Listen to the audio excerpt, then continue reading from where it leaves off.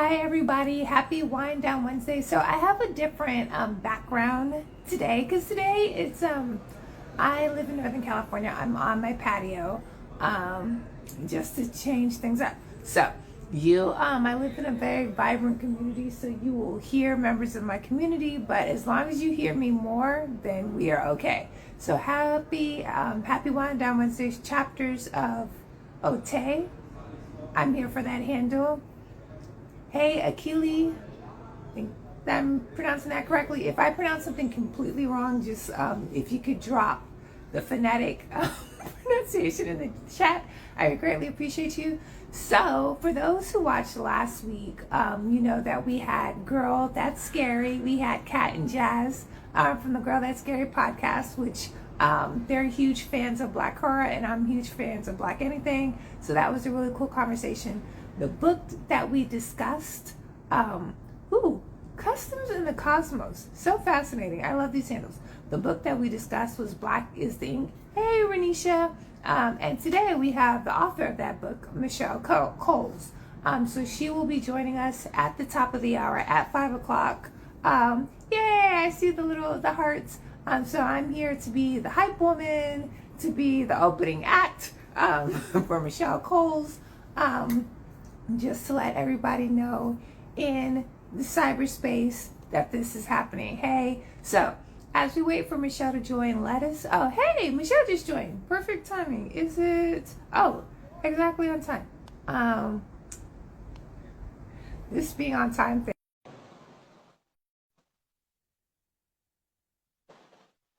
So yeah, so as we wait for Michelle to join, I would tell, hey, Michelle, how are you? Hey, how are you? So nice to meet you.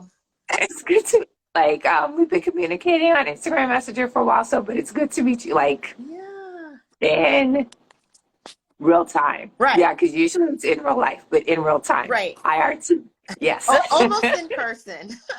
Yeah, as close to in person as we'll be getting for the next couple, you know.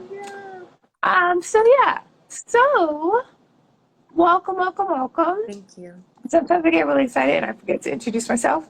I'm Sistah Scifi, CEO, founder of Sistah Scifi. So, Michelle, introduce yourself. What do you want people to know? Hi, everybody. My name is Michelle Coles. I'm a debut author. My book is Black Was the Ink. It's a young adult historical fiction time travel book that involves a present day African-American teenage boy who time travels to the Reconstruction-era, which is the period right after the Civil War when Black people became citizens of America for the very first time and had the right to vote and run for office and own businesses and marry, create the families that they wanted to create and, get an education and all the things that were denied to them during slavery, they were able to do for the first time in Reconstruction. So I was really excited to highlight that period that a lot of people don't know a lot about because it's largely skipped over in schools. And so I wanted to bring that period to light. And I'm also a civil rights attorney. And so I infused a lot of my background and the things I've seen about present day racial injustice and brought that into the book as well. I love it. So, for the people who are watching, I see a lot of hearts and likes. Let me know if you watch. If you've read Black, you're like, not yet. Michelle, it's not yet. It's coming. If you've read Black Was the Ink, so just drop a yes in the comments, because I see a lot of excitement, and I don't know if this is my book is coming. Judy Allen gives all the hearts, so I'm assuming that Judy has read it. Hi, Judy. See, so yay.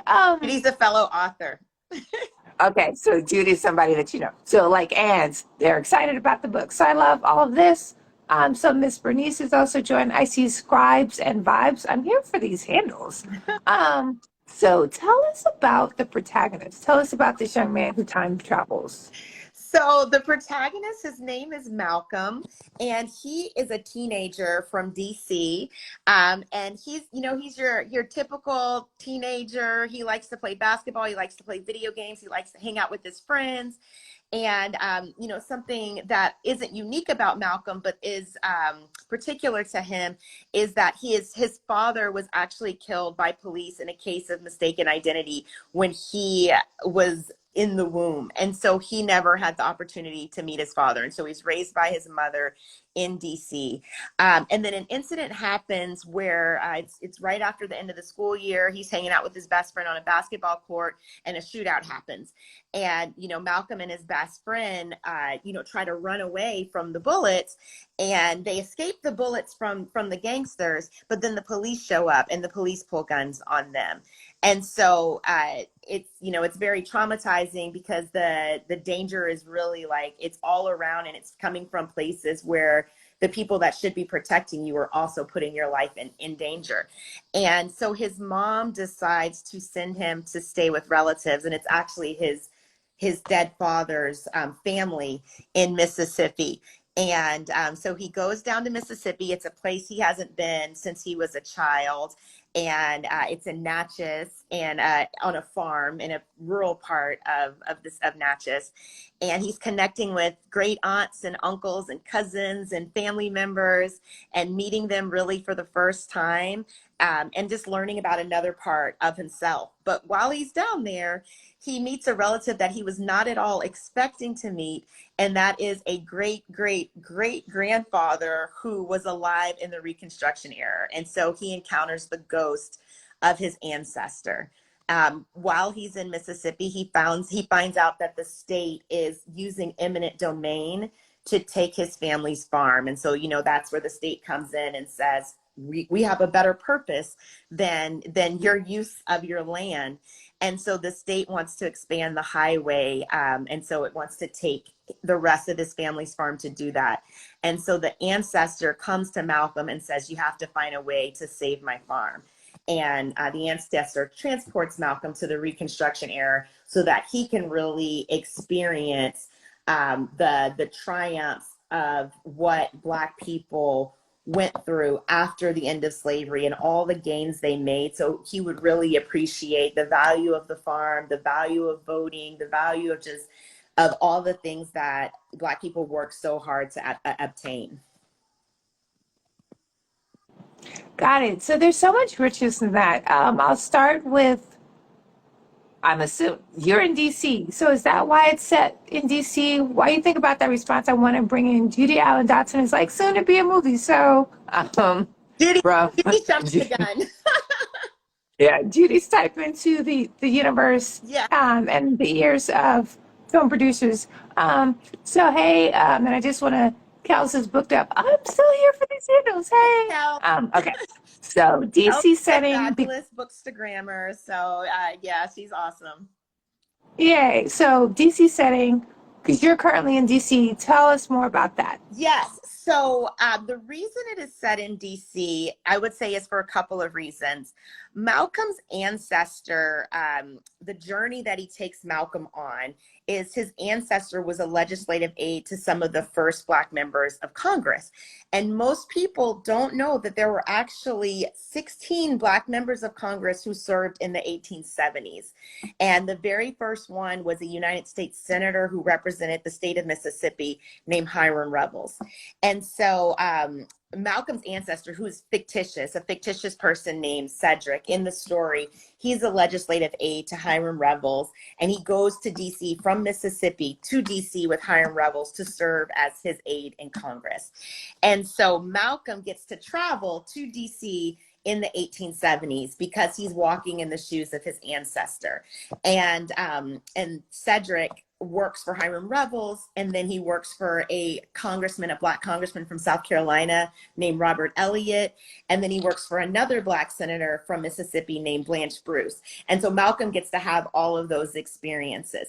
And so part of the reason it's set in DC is because there was so much happening in DC pertaining to the rights of Black people. And I always want to emphasize, there were 4.4 million African Americans liberated from slavery after the Civil War with the passage of the 13th Amendment. And there was so much happening in Washington to protect the rights of those Black people. As most people know, different domestic terrorist, white supremacist groups came alive in this period, like the Ku Klux Klan, Red Shirts. There were so many others. And Congress was actually passing laws that are still in place today to help the federal government crack down on that domestic terrorism. And so, and the Black Congress people, the Black legislatures, they were a part of the legislative sessions when those laws were being passed. So they were participating in the debates, they were, you know, questioning witnesses, all of these incredible things that they had absolutely zero right to do when Black people were enslaved. But all of a sudden with freedom, they could stand in Congress. And that to me is just like, it's so powerful. It's such a powerful symbol. I want to see more of that. And so Malcolm, because he's from DC, he really gets to see DC with the duality of the DC he knows as home, and still this, you know, the seat of the United States government and what that means to him today, but then to also see it at this time of tremendous change. I love that. I love all of that. And it brings so much context and richness to the DC setting. So I'm assuming part of your excitement of this, of the role and the impact of the legislation is your background as a civil rights attorney. So tell us about the transition. Like, did you always know you wanted to be a writer? Was it always a parallel interest? Were you just like, I think I'm a writer. There's a book in me. Like, how did Yeah. that happen? It was definitely the latter. I was always a big reader, especially in childhood. I have a younger sister now, but she's 11 years younger than me. So my formative years was as an only child. And so I still kind of like, I'm like, yes, I have a sister, but I'm also kind of an only child. And so books were my best friend, you know, and so I spent so much time lost in books and I loved it.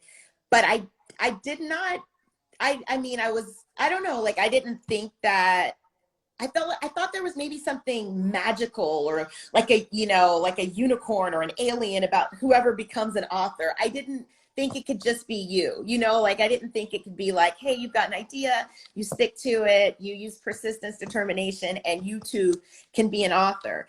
You know, I thought it had to be like, I don't know, some birthright or some gift you pull out of a box.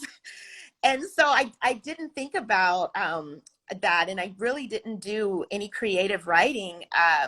And I took AP English classes in high school. And so when I got to college, I didn't even take an English class. Like I was just like, okay, I placed out of English. Let me get started on my majors. And so it wasn't, you know, it wasn't something I was thinking about at all. I did go into law, and when you're a lawyer, you do a lot of writing. But it's not creative writing. It's not really fun writing, but you do a lot of writing, and you are also building a story as you're trying to make your cases and present your cases. And so the work I was doing in civil rights, a lot of it was prisoner advocacy and advocacy for juvenile kids in the juvenile justice system. And it was also for communities that were affected by police misconduct and excessive force and things like that. And so you learn a lot of stories, you hear a lot of stories, and you learn how to convey those stories, you know, in a way to get your point across. But the catalyst for me was actually the Mother Emanuel massacre that happened in South Carolina in the summer of 2015. And I was on maternity leave with my second son at the time. And so he was a month and a half, 2 months old when that massacre happened. And I was just horrified. Like, I think everyone else, you know, especially people in the African American community, really just horrified to see something like that happen in my lifetime, because I kind of felt like, you know, we were towards the end of President Obama's administration. I think a lot of people thought we had maybe entered a new place in race relations in our country because we could elect a Black president, that maybe some of that ugly history was behind us. And so, you know, the only thing I could compare that to were things that I read about in the 1960s, like the Birmingham, you know, 16th Street bombing in Birmingham at the church with the little girls going to choir practice, and, you know, Emmett Till. And, you know, there are these incidents, the 3 civil rights workers in Mississippi. There's so many incidents, but in my mind, that was kind of in a different era that we were no longer in until that moment. And I'm looking at my infant son, And I'm like, how do I explain the actual world that we're living in? Because apparently these things are going to keep happening. And I didn't want him to be caught by surprise or unaware or unprepared. And I said, I have to tell this story, and I have to help young people see the connections between our past and our present, so that we will be empowered to make different choices for the future. And I think that applies just as much to Black children as it does to white children, because we see these patterns repeated, and we all need to do a better job educating ourselves. Agreed. And I think there's a lot of richness in like the education, what the inspiration is. So I just want to give a shout out to Supa, X Nova, who's like very active on the grams. And then also, if there are any other writers in the chat, if there's a historical event that sparked your writing journey, let us know.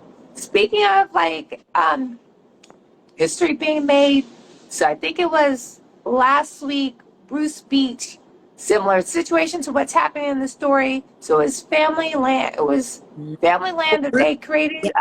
Yeah. They created like a Black beach resort. They ran it for like 10 years, and then the local chapter of the Klan stirred up the community to use eminent domain to take the land back. And now, like last week, LA County actually gave the land back Incredible. to the descendants of the Bruce family. So what did you think about that as both a writer in the space and a civil rights attorney? I mean, I think it's wonderful, and it's something we need to see a whole lot more of. There's beaches, so I live on the East Coast. There's beaches up and down the East Coast that used to be Black owned beaches that families lost, and now like so many of those beaches are private now that Black people don't even have access to the water in the communities that they live in. The eminent domain story that I included in the book was actually based on my family's history. I'm from Louisiana, and I can think of at least 2 times where the state has come and taken our land. One was to build a highway, and they took my great grandmother's house, and it wasn't just her house. There was a whole community of people that were, families. They had their church there. It was their kids' school. It was everything right there. And when this happened in communities all across, definitely the South and probably all of America, when the U.S. highway system was being built in the 1950s. And this is in Baton Rouge, and the people that did the engineering study to determine the path the highway should take, they actually concluded it should go through a white neighborhood because that was like the safest route and the safest curves, but the white community protested. And I think one of the biggest takeaways that I think people may have from reading my book is the importance of having a say in your government. And that's something that was denied to Black people consistently, but definitely until the Voting Rights Act was passed in 1965. And so we think of slavery as being a long time away. It ended in 1865. So it's like, okay, it's been 150 years, get over it. But on top of the fact that when you count it by generations, it has not been that long. On top of that, the fact that Black people were denied participation in their government after the Reconstruction era all the way until the civil rights movement shows you how so much of the injustice was allowed to continue and persist because we did not have a voice in government. And so government could just do these things to us, and there was nothing we could do in response.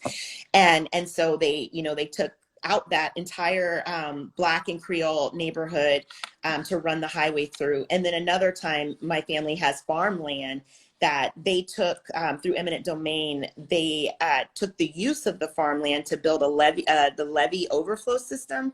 So whenever there's a hurricane and they need to flood the levees, they'll flood my family's land. And so even though we still own it, we can't build any permanent structures because you can't get anything insured.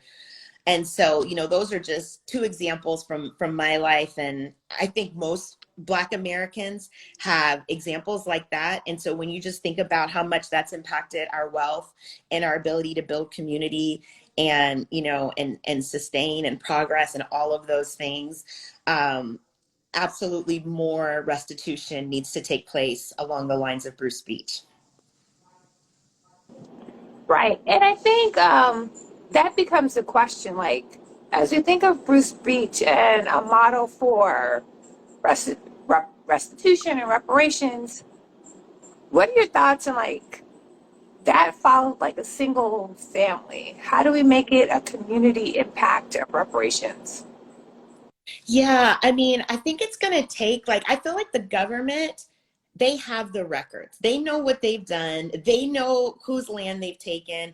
A lot of people alive today, we don't know, we don't know how we've been impacted or affected. A lot of families didn't tell those stories. And that's something also that you see in Black was the Ink, is the experiences that they had were so painful that they buried them and they didn't talk about them. And so I mean, I really think the onus should be on the government to look at what it's done and do studies about the discriminatory impact of its decisions, and whose land it took, and try to find ways to create a housing fund or create a community development fund, or invest more money in predominantly Black communities that are here today so that they can thrive again with businesses and infrastructure and resources. And so I think there's a lot that can be done in that space. Agree to all that. So, I don't think we ever talked about, and for those who are regulars on Wind Down Wednesday, like Supernova, this is probably the first time we've talked about policy on Wind Down Wednesday, which is great. But let's get back to, when we were discussing, you said readers have compared Black Was the Ink to other books. So I'll ask a two-part question. What were some other literature that inspired you, and more easily, what are you reading now? Yeah, so one that really inspired me, I really loved Homegoing by Gyase, I think. I hope I said her last name right.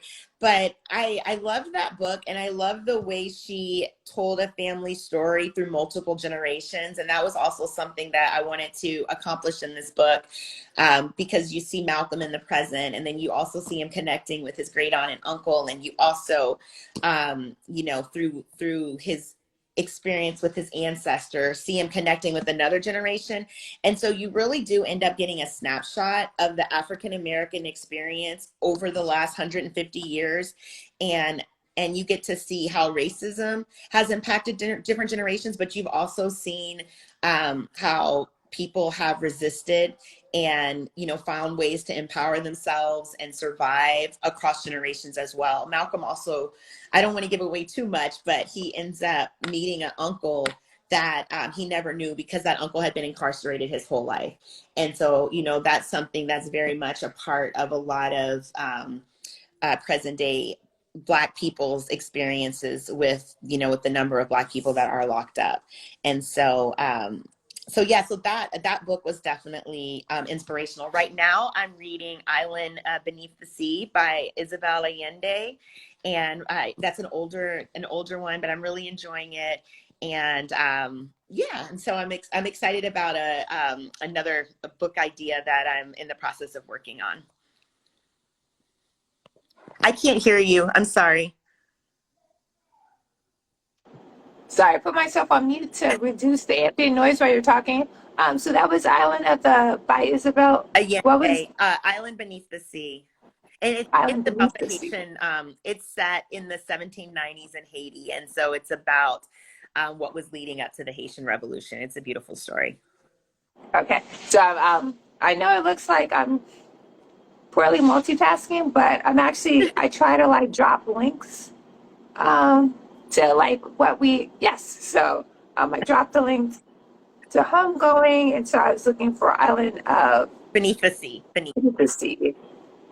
So I loved Homegoing on several different levels. Both of my parents are from Ghana, West Africa. Oh, nice. So it was okay, perfect. It was definitely like it was interesting to read it as a first generationer, right? Because like that was like, so I felt like my half of the story was told, and then also like the connection to like the half of the half of the family tree that was Yes. brought to the U.S. Yes. forcibly in a very different situation, and to see them connect and then return to Ghana, I like, was love, very like I love, nourishing and lovely to me. I just love the way y'all told that story. My sister read it first, and she's like, "Oh my God, Isis, you got to read the story." And yeah, so I enjoyed Homegoing so deeply. I, Um, yeah.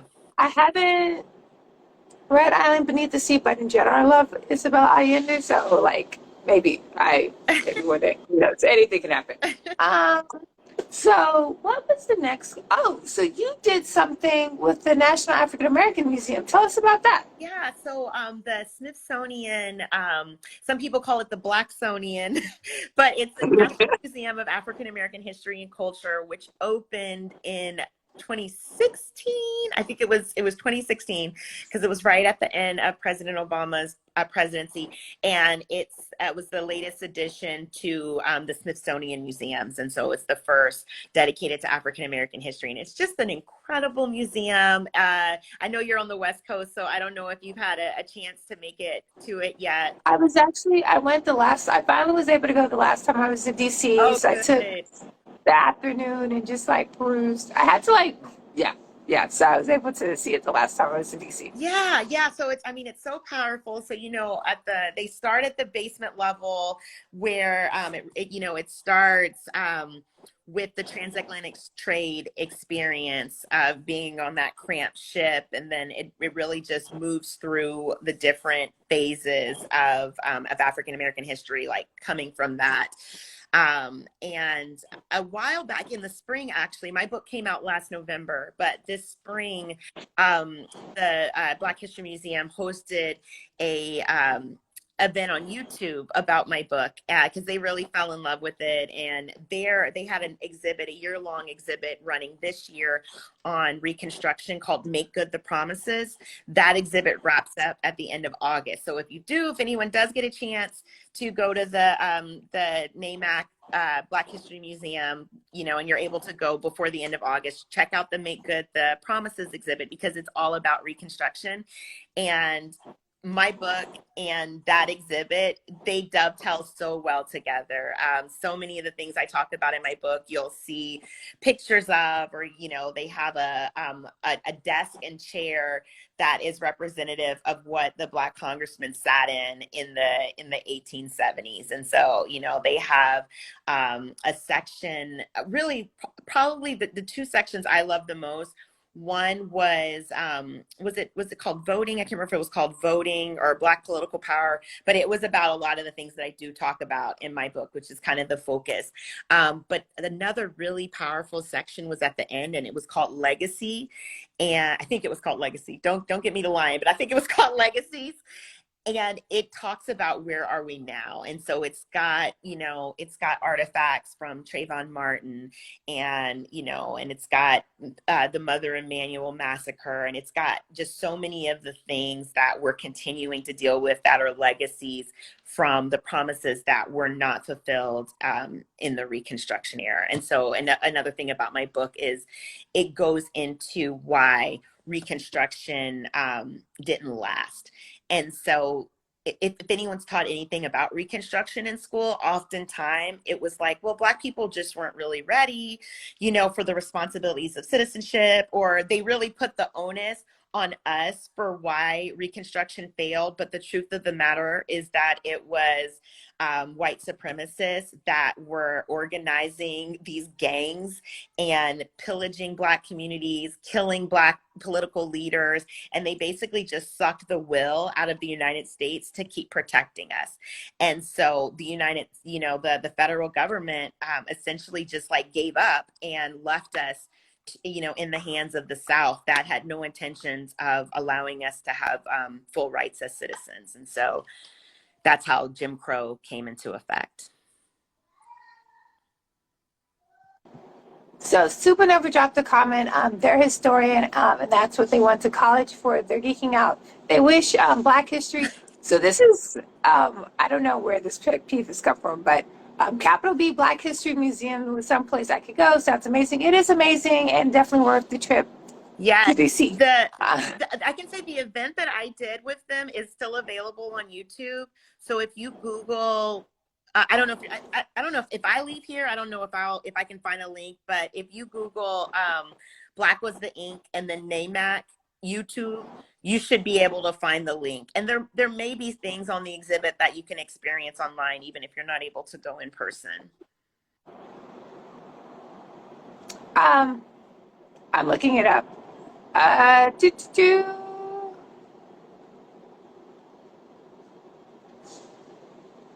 Yeah. It was called Using Fiction to, I think, explore the Reconstruction era, something like that. I found it. I'm dropping the link in the chat, so I may not get the Thank, name of the event 100% right, but it yeah. gives context. It's like, Judy says that YouTube video was where Michelle dropped some history knowledge. So awesome. So if you want to dive deeper into the topic, I dropped the link in the chat, so it's there. So where did you do your research for Black Was the Ink? So I did it a lot of different places. I would say like one book that I found incredibly helpful was one called Capital Men, and it's a nonfiction book about the first Black members of Congress, and it really kind of goes through. And there were 16 of them, and it almost dedicates a chapter to each person, and all of them are so fascinating. Because just when try to imagine yourself in that position where, either you were an enslaved person or you were in a place where most people that looked like you were enslaved. And then only a few years later, you're literally sitting in Congress passing laws that are going to bind everyone in the United States. And so about half of the first Black members of Congress had actually been enslaved. They were born in slavery. And so I just can't even, like, that just gives me chills, to think about that rise. And you also, like, something I was just incredibly struck by was how, like, smart and well spoken. I don't want to use the word articulate because I know that's like but honestly, like, to think that this is a group of people that had been denied, the opportunity to learn how to read and write, and then they're standing in Congress, like, quoting, just all types of, like, Greek philosophers and this, that, and the other, and just so eloquent and persuasive in how they were making their arguments for why Black people deserved the rights of citizenship, and why we deserve to be protected from the federal government when we were really just being murdered left and right by racists in the South. And so, so that book was really helpful. I always have to shout out W.B. Du Bois. He wrote the first book that re-examined how Reconstruction was talked about in the United States. It's called Black Reconstruction in America. And he wrote this book, I think it came out in the 1930s. But before he wrote this book, the school of thought about Reconstruction was just that it was an abject failure. And, Black people were caricatured. One example of that is, if you've ever seen the movie Birth of a Nation, not the one with Nat Turner, but the original one back in 1915 that, was in black and white and was basically a celebration of the Ku Klux Klan. In that movie, they show, quote unquote, Black Congress people with their feet kicked up on tables, eating fried chicken in the middle of Congress. It's just horrible caricatures. But that was how the Reconstruction experience was remembered collectively in America, until W.B. Du Bois set out to really set the truth straight, and talked about how Reconstruction was really almost a high point in American democracy, because we call ourselves a democracy when, in the South, 50% of the population of most states was Black, and they had no right to vote. So, what kind of democracy is that when, you're denying representation for half of the people that live there? But the Reconstruction era was the first time that Black people did have the right to vote and could participate in democracy. And so W.B. Du Bois, like, helped highlight it in a different way. Another one of the first Black members of Congress is a guy named John Roy Lynch, and he wrote his own book called The Facts of Reconstruction. So that was really interesting to read, like a firsthand viewpoint. And another really excellent resource was the Library of Congress. They have the congressional records online, available online. So anyone can look it up and Google it. But I could pull up debates from any congressional session, and I could read for myself what the Congress people said and the arguments that they made. And so I actually incorporated some of those into the book. So for me, it was really fun, fascinating research. And I was just learning the whole time because I didn't know that much about any of this before I, came up with the idea to write the book. That's the level of research and attention to historical facts and details is amazing. So I dropped several of the links in the chat. Super X Nova says W.B. Du Bois, who is prolific, problematic, but prolific. And I still enjoy, as most people know, some people don't. W.B. Du Bois, amongst other stuff, also wrote science fiction and fantasy. So, yeah, the comment, it's my fun fact. I dropped that at cocktail parties to seem educated. I'm like, this is what all my expensive degrees got me.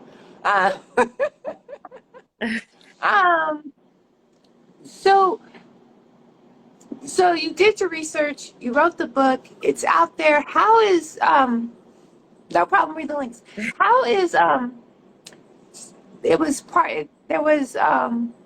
programming with NAMAC in general. How is Black Was the Ink being received, and how is that aligned with or different from your expectations? That's a great question. I would say it's being received really well. I've gotten a ton of great reviews. It got a starred review from Booklist. There's an organization called Zen Ed Project. If you're familiar with Howard Zen, he wrote a book called The People's History of the United States and many other books, but his scholarship was really focused on telling a more honest story about American history instead of the propaganda that we're often told in school. And so it would take into account the perspectives of marginalized people that were frequently left out. And so there's an organization that, that he created and came after him. And they support all, types of books and literature that encourage teaching the truth about American history. So they fell in love with my book, and they named it one of their 5 favorite books from last year. And just all the reviews that I've read, on Amazon and Goodreads, I get so excited to read them. My publishing company is called Lee and Low Books, and they're a multicultural children's book publishing company. And something that I don't think I really appreciated when I went with them is that they focus more on the school library market than the public market. And so they didn't have a big public marketing push for my book. And so what I found is that there are a lot of people that still aren't aware of my book that would be ordinarily very interested in it. And then when they do read it, they're like, oh my gosh, this is so good. How did I not know about this? But I feel like I've had to do a lot of work on my own of reaching out to people and telling them about my book. And I'm a debut author. This isn't the field I came from. I don't have a MFA. I didn't have a big writer network when I wrote this book. And so I've just kind of been learning everything on the fly. But when I signed with my publisher, I didn't have an agent, but I do now, and I'm excited to be working with her. And so, yeah, so I'm excited to see what the future holds with my next books and the routes that I take, and if they're able to have, I would say more lift, where I don't have to do so much of a word of mouth campaign, which can be really tiring. As somebody who sells lots of books via word of mouth, I understand how exhausting that is. So I just want to bring in the chat. So Supernova says, thank you for dropping the links in the chat. My pleasure, anytime. Judy Allen says, and I don't know if I should, anyway, thank you for teaching us about the Reconstruction era. So yeah. Oh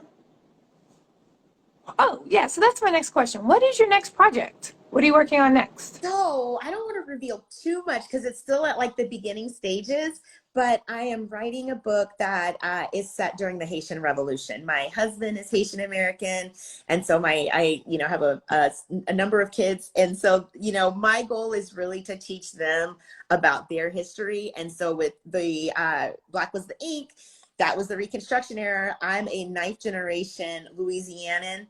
And so my family's history was all over this book in so many different parts. And so now I want to explore their father's family's history and help them, learn about that side of their heritage.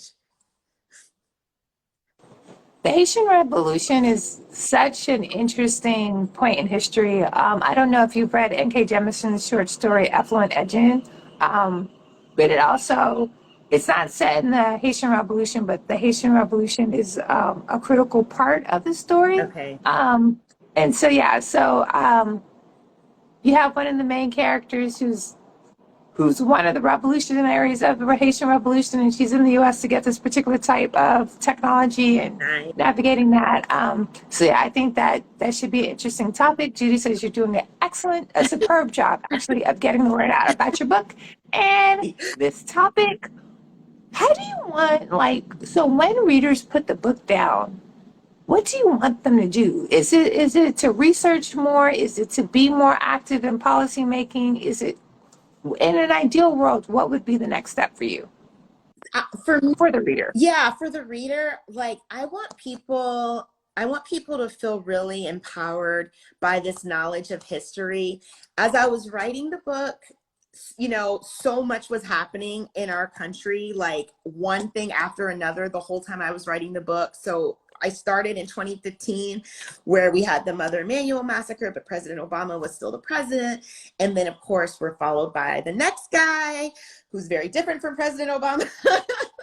I try not to say his name, but and then we have all the things that were happening in during his presidency, like the Charlottesville Unite the Right rally. We were seeing such a resurgence of a hateful underbelly of America, and so as I was writing it, I almost felt like I was writing a warning, like, don't be complacent. Don't think that history can't repeat again.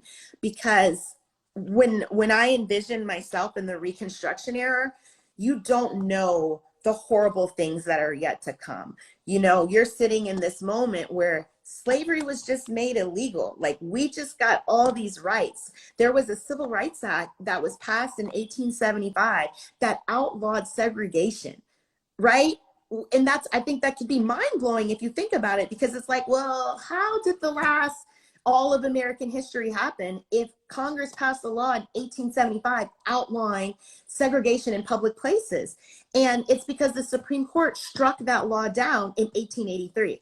And that set in motion, everything else that was able to happen, from all of the lynchings to all of the massacres in Black towns, and and just so much ugliness.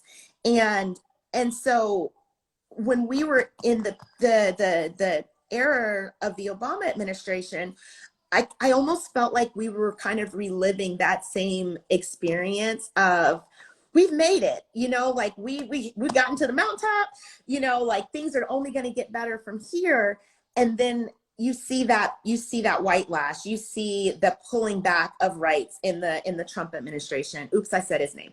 And so I wanted people to be warned not to take what they have for granted, that, all of the rights and privileges that we have come to enjoy and expect, if we don't vigilantly protect them, they could be gone. And I think people are starting to see that a little bit with like the recent Supreme Court decision that overturned Roe v. Wade, right? Like, that was like mind-boggling to most people that could even happen. But that's exactly what happened towards the end of the Reconstruction era, is one after another, the Supreme Court kept turning back these laws that had given Black people these fundamental civil rights. And so And so, yes, I think absolutely people need to be engaged. People need to be voting. People need to be encouraging other people to vote, and, you know, having these conversations and educating ourselves and running for office and doing everything we absolutely can to make sure we never enter days as dark as the segregation era again. You're on mute. Agreed. So I just want to pull in some of the comments. Bookish Afro Latina says, would love to read a book that takes place during the Haitian Revolution. So, and Akashic Consulting says, that's right. And this is when you were discussing like history can repeat itself. I felt when I read Parables Duology by Octavia Butler, history can definitely repeat itself. So, and I think it is critical to stay engaged and to stay active. Right. Yeah. Yeah, and it's like if we don't even see the patterns, if we don't know the past, we don't even recognize when that repetition is starting to happen. And so, like, I just want to, you know, help people have their eyes completely open so that they could really see what we've gone through before, since this history has largely been buried. Right. It is 5:43. So it's now time for my second favorite part of Wind Down Wednesday. The first favorite part is everything that we've been doing up to this point. You watched last week, so you know what we're about to do. It's this or that. So this or that was last week was like very horror centric, and if I was, you know, super prepared and about my life, this week would be very history focused. We'll see what happens. Yeah, we'll see what happens. So we'll start with first. I just have to say, yeah. I can't say that name. It's too long. But we can pull it. You could say his comment in the or their comment. That's why they keep erasing history, such as banning books. Absolutely, that's, you know, Nazis banned books. Like, that's exactly why they don't want people to see what's happening. And when you start looking at the parallels and you start seeing how close they are, like, it'll just blow your mind. Agreed. So super powerful. So it'll be as history based as possible. Feel free to like offer up a this or that. So first one is Ida B. Wells or Madam C.J. Walker. Ida B. Wells, I love her. She's my role model, my hero, my everything. Yes, I love Madam C.J. Walker is wonderful. But Ida B. Wells, I learned about her in college, and she's a member of my sorority. I'm a member of Delta Sigma Theta sorority, and Ida B. Wells was definitely one of the people where I found out she was a Delta, and I was like, well, I gotta be a Delta now.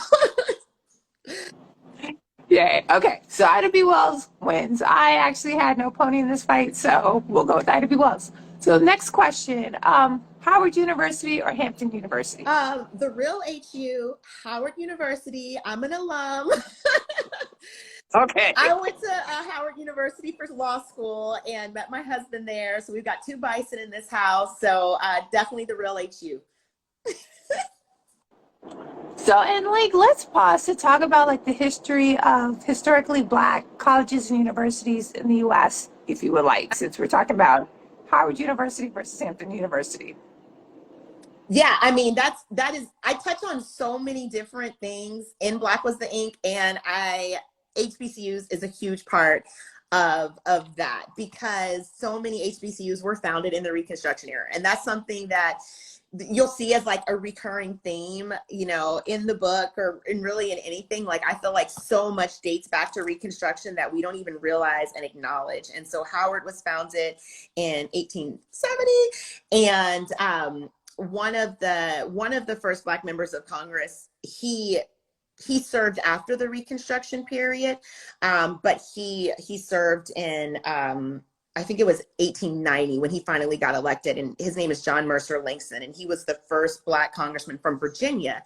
He actually founded Howard Law School, and so he had this idea of like, how incredible would it be if Black people could defend their own rights? you know, and could defend each other when they're accused of crime or represent each other in court and all of these things. And so he founded the first African-American law school at Howard. And so I'm very proud to be an alum. But the role that HBCUs have had just cannot be understated in providing opportunities for Black communities across multiple generations. My grandparents are graduates of Southern University in Baton Rouge, and having that college education gave them, you know, a foundation to create a middle-class lifestyle for their kids and send their kids to college, which benefited me because my parents could send me to college. And it's like you just see the blessings rebound in generation after generation, and so much of that really started in the Reconstruction era. Actually, several of the first Black members of Congress were instrumental in founding HBCUs. And so Hiram Revels, who I mentioned, was the first Black member of Congress, the senator from Mississippi. He founded Alcorn, which, I'm sorry, he didn't found, he served as the first president of Alcorn State in Mississippi, which is a place that Malcolm, the character in my book, goes to visit in the present day. And sees a plaque of Hiram Revels. And it's like at the point where he's been traveling back and forth to the past, and he starts seeing the past show up in the present in a way that, you know, is just really wild for him. That's awesome. So then my next question is, okay, so we know you pledged Delta, right? So I'm not going to ask about the sororities because I know better. So alphas or kappas? Kappas, because my husband's a Kappa. So that's easy. And for those, because I think usually we're not talking about Greek life on Sistah Scifi. So, but since you're here, do you want to give us a brief history of Black Greek life? Did that make an appearance in Black Was the Ink? And what was your experience with Black Greek life as an alum of the real HU? Yeah. So I did not pledge Delta at Howard because I went there for graduate school. I pledged at the University of Virginia. And I think I saw one of my line sisters was on at the beginning. I don't know if she's still on, if Christine's still on. But yes, I mean, the Black Greek letter organizations, I think, served as like a really important way for people to organize, especially college educated Black people, to organize and continue to push for the advancement of all of our civil rights. They're all, you know, service oriented, community oriented.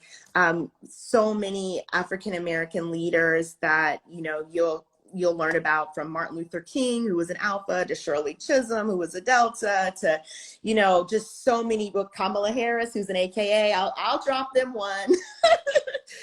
But yeah, you know, are members of Black fraternities and sororities. And so I think it just shows how supportive it is in developing leaders and in helping people create opportunities in their communities. And so I think it's largely a positive thing, even though it definitely also has a reputation sometimes of being elitist or alienating and things like that. And so I can understand that as well. But I think overall it's done a lot of good in helping move our communities forward. Yeah, so, and thanks for bringing in both sides of the coin. Like, there is that community service aspect to it, and it was a tool for organizing, and it's been a breeding ground for, so we know what Judy Allen pledged. And a tool for organizing and a breeding ground for a lot of African American leaders. And on the flip side, you know, it can be kind of classist and elitist and kind of feed into that respectability politics. Right. So, as we wrap up, what is the this or that that you would like to ask to the people watching in cyberspace?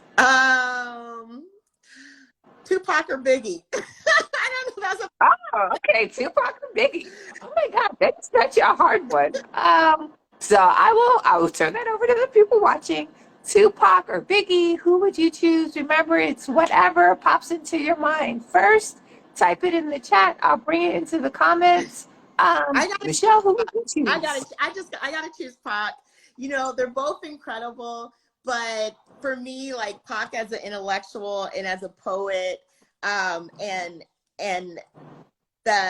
the liberation theories that he brought into his lyrics, like those like just won me over as a teenager. So yeah, Yeah. can always jam with with Biggie, but I'm gonna go with Pac for how I feel like he stimulated my thoughts in my mind. Yeah. So Nicole, Blue Joe some books also says Tupac. I don't know why I'm having like so much resistance in choosing. I feel like there needed to be space for, I think, pardon me. M, I think it's M Balance also says Tupac, so Tupac is very popular. I don't, and I'm like conflicted. Like I'm like, but I was born in New York, so I think I should pick Biggie. But I was like, I live in California now, so maybe I should pick Tupac. And I'm like, but Tupac was in the movies. But I was like, but Biggie, being like big and dark, right, actually kind of represents a part of America that white America tells us is not worthy of, Right. right? So part of me was, so I think I'm literally going back and forth, and there's no like, Yeah, it's so so right. I don't know. I'm glad we had both of them and wish we had them longer. Right, Big Pac, like I think that's what I'm going for. So yeah, so those are all the comments. Michelle, yay! Yes, How do you feel? Your first Wind Down Wednesday. thank you for having me. This was so wonderful. I mean, I really enjoyed myself, and I love your bookstore. I love all of the authors and books that you support and uplift and just give us different ways to see ourselves. And so I think it's so beautiful. So thank you for letting me be a part of it. Our pleasure. And yeah, thank you for sharing like your experience in writing and creating Blacklist Ink and your journey and telling us about you and your family. So that was fascinating. Thank you. Yay. Happy Wind Down Wednesday, everyone. Okay, you enjoying that beautiful weather. It looks gorgeous out there. Doesn't it? Doesn't it? California living. Okay. All right, Talk soon. thank you. Bye. Bye.